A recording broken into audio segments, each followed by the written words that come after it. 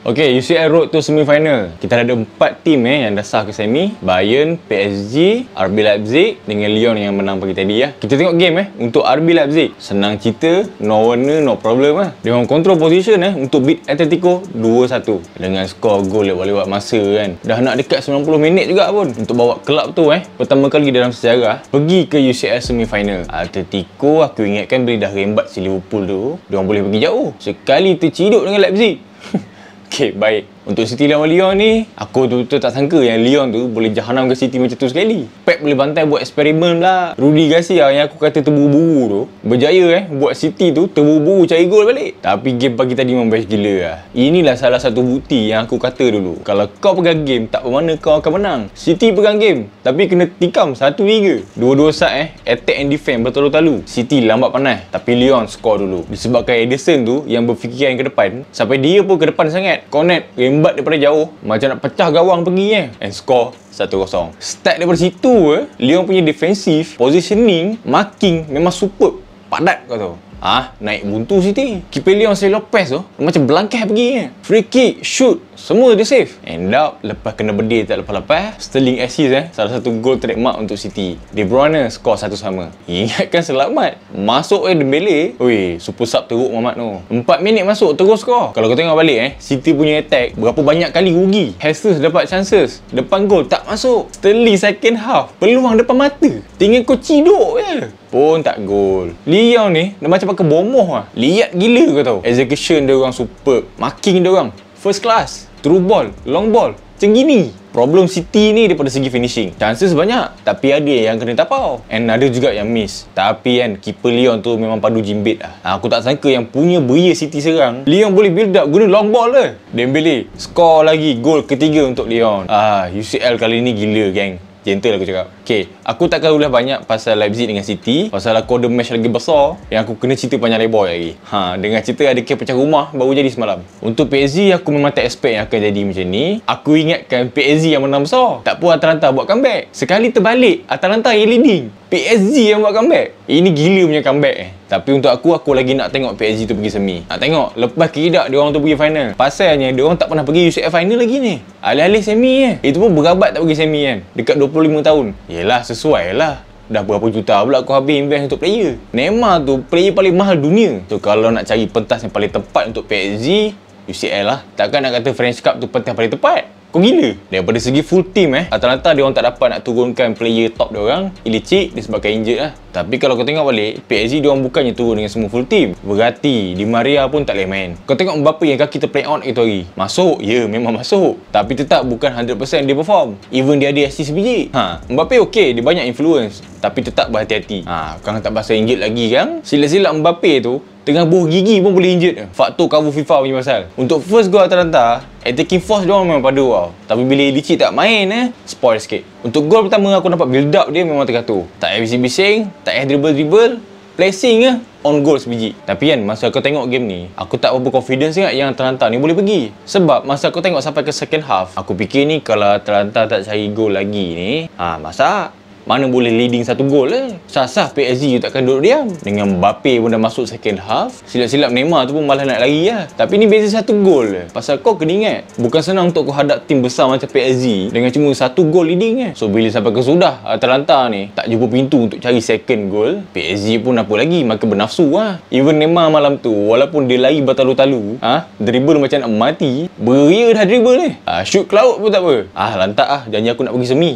Apa nak jadi. Tapi Neymar, kalau Tuhan dah takdirkan kau malam tu, kau takkan skor. Kau buatlah macam mana pun, memang kau takkan skor. Sama macam game City bagi tadi. PSG ni dalam match tu, walaupun nampak dia orang ni control game, tapi kadang-kadang macam dah tak ada idea kat. First half tu, walaupun betul-betul attack, on target kau boleh kira berapa PSG buat. Masuk Mbappe barulah hidup sikit. Atalanta second half, dah macam orang minta nyawa. Nampak letih gila lepas kena serang bertubi-tubi dengan PSG. Bila masuk Mbappe, Draxler, Choupo-Moting, kat situ Atalanta kalah. Dari situ slow-slow dia orang tenggelam. Dalam duk sedap, duk kejar-kejar ni, tiba-tiba Lanyada stop City, lock bola ke depan. Dapat dekat Neymar, bola pergi kat Marquinhos, gol. 1-1 sama. Selang 2 minit, boom, secara tiba-tiba Choupo-Moting yang entah pada mana-mana alam tu boleh sumbat gol last minute. Gol yang buat PSG ni pergi semi tau. Lebur semua curse PSG dengan gol tu je. Aku nak terbahak pun ada. Neymar beria cari gol tak jumpa. Icardi macam ada tak ada. Mbappe tak jumpa pintu. Penyudah Atalanta tu kena bunuh dengan Choupo-Moting je. Are you kidding me? Dekat France, lepas gol malam tu, Choupo-Moting tu dah dianggap macam presiden ke tu. Neymar siap pas trofi man of the match bagi kat dia. Kau nampak appreciate teammate macam mana? Silap-silap si Neymar tu dengan adik-adik dia sedekah bagi kat Choupo-Moting. Penghargaan macam tu kalau dekat Malaysia ni sah-sah dapat title Datuk Mamat tu. Gol sebiji tu je terus naik jadi Datuk Choupo-Moting. Tak keburuk nama. Last sekali, bagi aku yang ni game paling jenayah yang aku pernah tengok kat UCL. Barca habis kena liwat 8-2. Tak ada kata lain yang aku boleh kata kan, selain daripada kesian. Dan juga akhirnya segala masalah daripada bot, segala transfer yang kau bazir kan, finally terdedah dalam cuma satu match.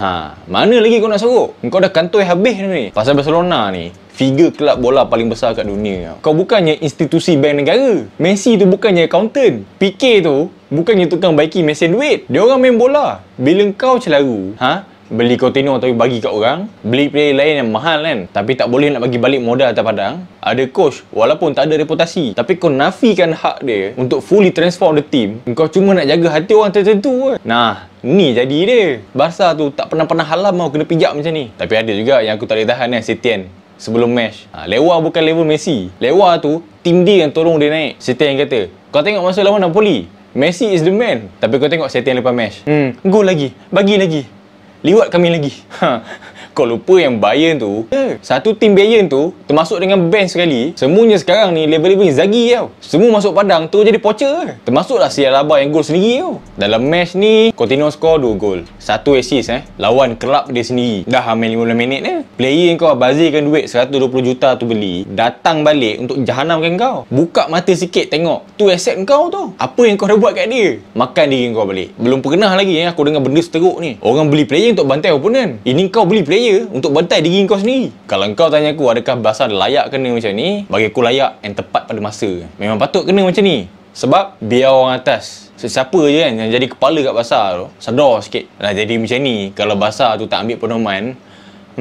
Lepas tu Setien ada report kata yang dia dah kena sack. Ada yang kata dia bakal kena sack. Mana yang betul aku tak tahu lah. Bagi aku sack je lah. Selagi kau tak bagi full authority pada coach kau untuk tentukan segalanya, selagi tu kau akan sama Barca, dah lah kau beli player yang salah. Kau hire manager yang luar daripada kemampuan dia. Aku dah kata coach Barca 2-3 kali tukar beberapa tahun ni memang stok jadi kambing hitam. Masalah dia bukan datang daripada malam tadi tau. Dah bertahun dah. Orang sedar tak sedar je. Sebab tu kan, bila ada yang kata Madrid tu tak layak menang La Liga, aku berderai dengar. Bukan apa antara Real dengan Barca. Even Madrid lost lepas tak ada Ronaldo, tapi dia orang usaha bangun balik. Coach ada authority. Kau tengok macam mana Zidane tak bagi Bellwood tu main. Player mahal gila tau. Maknanya dia ada full authority nak pilih player mana yang dia nak turunkan. Ambil contoh lagi, player yang dia kata lot macam Benzema tu pun siap boleh buat comeback tau. Ganti CR jadi main player. Player muda kat Real pun dia bagi chance main, walaupun masih ada yang struggle.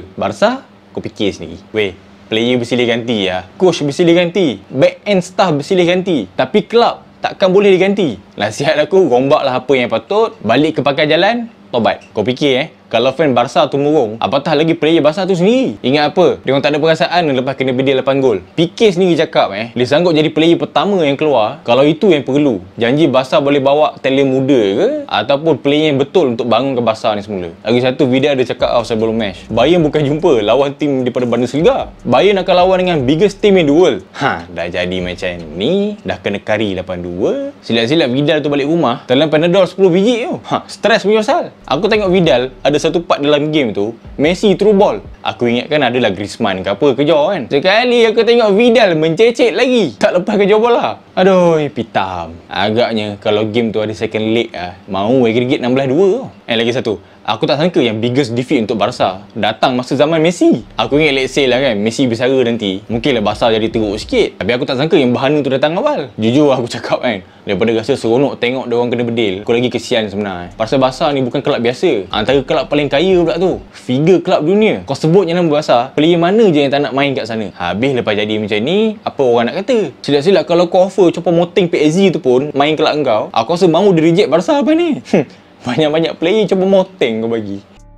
Okay, Bayern, the best team in Europe. Lepas performa diorang sepanjang UCL ni, apa lagi yang kau nak kata? Untuk player, kiri, kanan, depan, belakang, semuanya satu kepala. Execution padu, pass, build up goal, semuanya padu. Penuh player yang versatile atas padang. Main celah ni boleh, main celah sana boleh. Diorang ni ikut sistem tau. Tapi, kalau nak kata Bayern ni, tim yang kaya dengan taktik pun tak juga. Tapi setiap player, satu kepala. Buat kerja masing-masing. End up, ambil Chelsea 7 gol. Sekarang Barcelona 9 gol. Yang on goal tu pun aku masukkan sekali lah. Okay, achievement lah tu on goal. Aku rasa masa habis game tu, Bayern punya player dekat changing room tanya sesama sendiri, kau score ke tadi? Aku score. Kau score? Aku pun score juga. Lepas tu Noah tanya Alaba, Alaba kau score? Aku score juga tadi. Bukan kau lemah kan masa aku score tadi? Pundek lah kau. Okey, aku ada satu platform baik untuk korang. Antara platform sukan yang baru je bertapak untuk sukan dunia. Lebih-lebih lagi bola sepak lah. Ada lebih 1,600 liga dan juga cup. Lebih daripada 140 negara kau boleh tengok. Nak dapatkan spot live score, result team, standings ke kan, untuk mana-mana team dalam dunia ni. And untuk macam-macam sukan, kau boleh try platform NowGoal. NowGoal ni alright juga. Dia punya interface simple lah. Senang kau nak baca. Dekat website tu juga, kau boleh cari link untuk download application untuk phone korang lah. Ada version untuk PC and ada juga version untuk handphone. Untuk best performance soccer live score dekat Malaysia, korang boleh ushare link yang aku letak dekat description. Dijamin 100% free, tak perlu bayar apa-apa. Ingat jangan lupa klik link yang aku letak dekat description, ada dekat bawah tu sekejap lagi. Alright, settle. Untuk semi nanti kita tengok sama-sama PSG yang lepas ke ataupun Leipzig yang pergi ke final. Untuk Bayern dekat semi lawan Lyon, bagi aku diorang ni terlampau complete. Jadi aku rasa memang susah lah diorang nak kalah kat semi nanti. Dah tibai Chelsea, dah lumat Barca tu pun kalah kat semi lagi. Kau jangan jadi macam Atletico, dah bedah King Europe pun boleh kalah dekat quarter lagi. Mana boleh jadi. Untuk final, pilihan aku nak tengok PSG yang tak pernah pergi final tu, pergi final jumpa dengan Bayern. Aku nak tengok dia orang fight lawan Bayern the Great tu. So apa pandangan korang? Komen dekat bawah. Siapa korang rasa layak pergi final untuk UCL season ni? I'll see you in the next video. Aku Bro Hans. Thanks for watching.